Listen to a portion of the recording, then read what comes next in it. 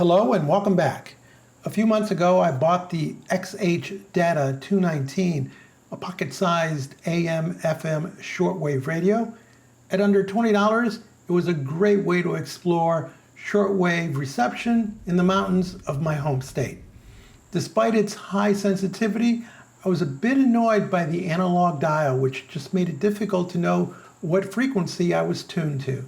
I decided to upgrade to a radio with a digital display. As I explored my radio options, one name kept on coming up as the best in its price range, the Qodosen DX-286.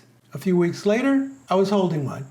Do note that there is a Qodosen SR-286, that's the international version, while the DX-286 is for the Americas.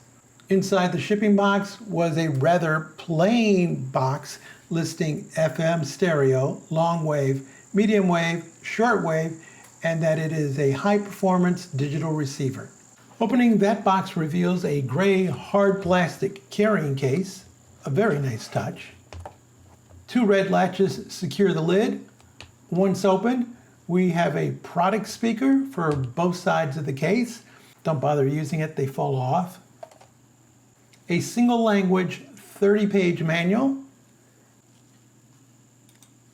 a gray velvet drawstring carrying pouch, and a USB-A to USB micro charging cord. There is no AC adapter included. A wrist strap is also built into the radio. Unlike the mega-sized multi-band radios of the past, this one only measures 4 7/8 long, 3 inches tall, and 1 inch thick. The white backlit LCD display measures 2 by 1 inches, with the frequency and main time readout at about 3/8 of an inch. As much as I wanted to fire it up and play around with it, there is one small problem. Qodosen doesn't ship with the 18650 lithium-ion battery, so it was off to the store to get a battery. After installing and charging the 3400 milliamp hour lithium-ion battery, we were ready to listen. And while the 23 front buttons can be intimidating, a closer look reveals a red power button switch and the FM and AM buttons. The AM toggles through shortwave, medium wave, and long wave when enabled. So with just 2 buttons, you can navigate all the bands. Tuning is accomplished through the up and down keys, with a long pause engaging the auto scan to the next station.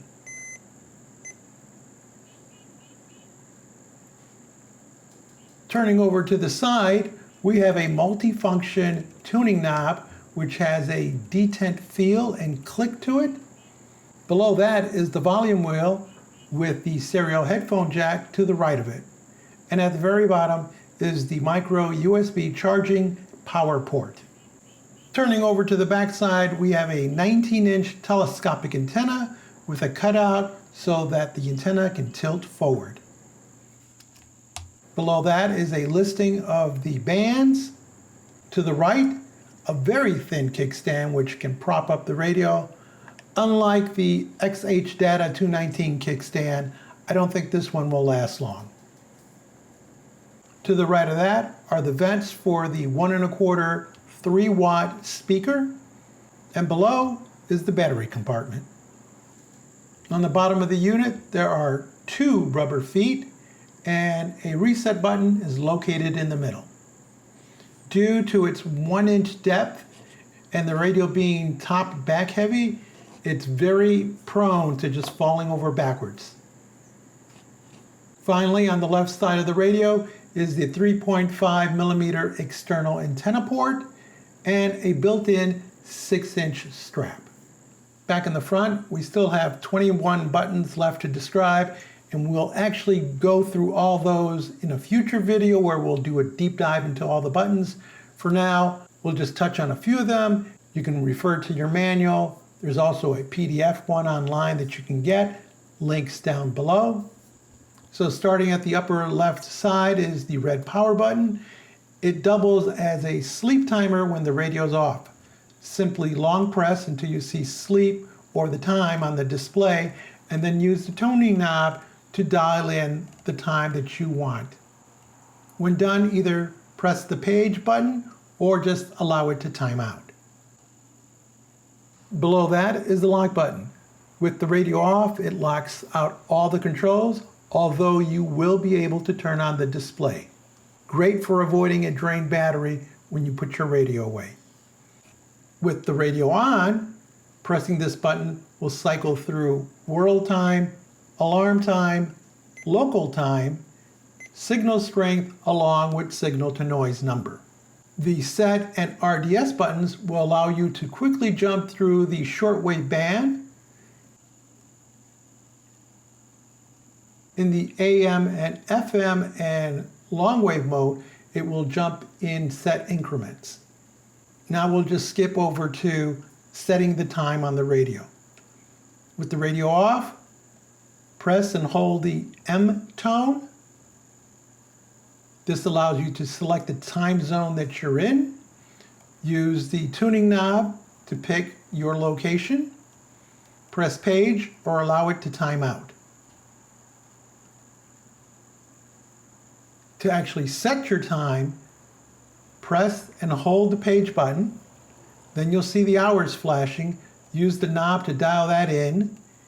Hit page. Now you can dial in the minutes using the tuning knob. And then when you're done, hit page. Now we're going to set the world time by long pressing on that M tone button.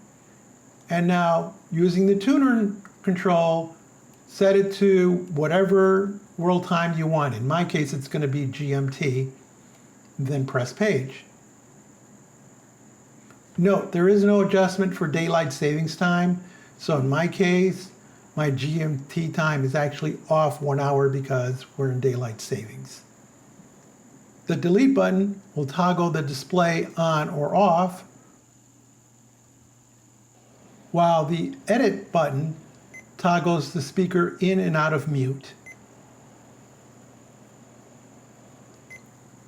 The 10-key numeric pad allows for direct entry of frequency numbers without the need of a decimal or an enter.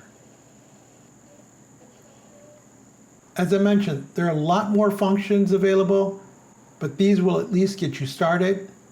Now let's take a listen to the radio.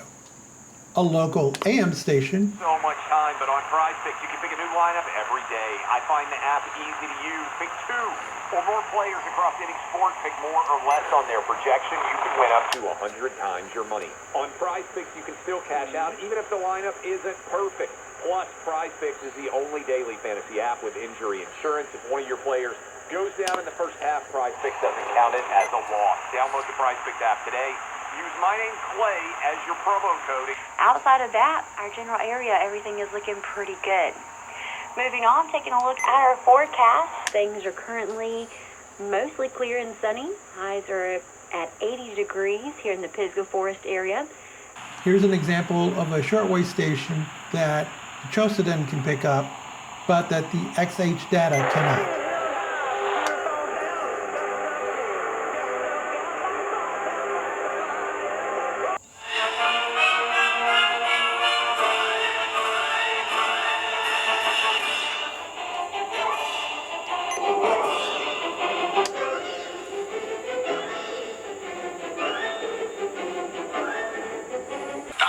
And right now you can get a free Milwaukee 18-volt extended capacity battery, $159 value when you buy a select tool. Get longer runtime and more battery life so you can power all your fall projects.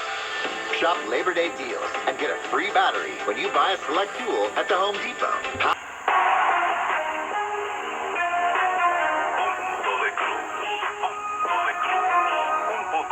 Para quienes y con quienes dentro y fuera de Cuba se dedican a crear aún en medio de difíciles circunstancias. Punto de Cruz, una apuesta por la belleza, conducida por la poeta, escritora, periodista y exprisionera política Marianela Cruz Varela. Queridos amigos, hoy en Punto de Cruz con Marianela Cruz Varela tenemos un invitado.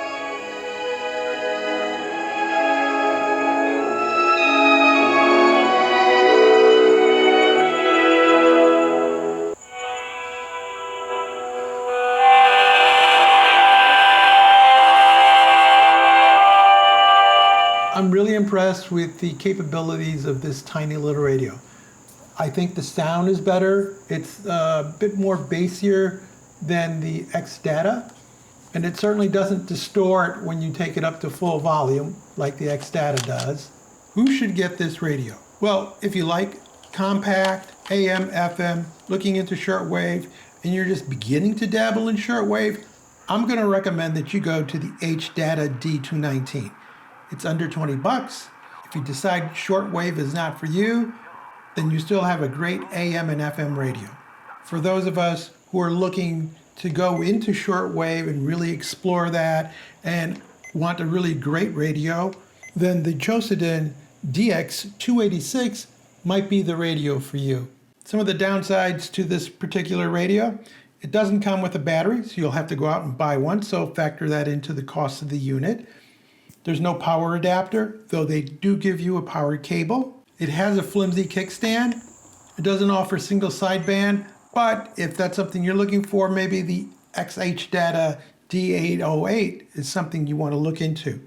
The other thing I find a little annoying is the battery indicator is only 3 scales, which I find just doesn't give you much information, but it is very common among radios in this price range. Overall, the radio, thanks to its nice logical layout, is fairly easy to use. It does provide a deeper level, which can also be easy to learn by using the manual. The display is easy to read during the day, and with the addition of its backlight, can be seen from any angle, something that can't be said for other radios in this price range. Provides direct frequency entry, which is very nice, and you can attach an external antenna for improved signal strength. And the carrying case is not so shabby. As I continue exploring the world via shortwave radio, I will probably add more radios to my collection, but this is my default go-to at the moment, the Qodosen DX-286. If you found this video interesting or useful, give us a thumbs up, leave us a comment, join the subscription team, and as always, thank you ever so much for watching.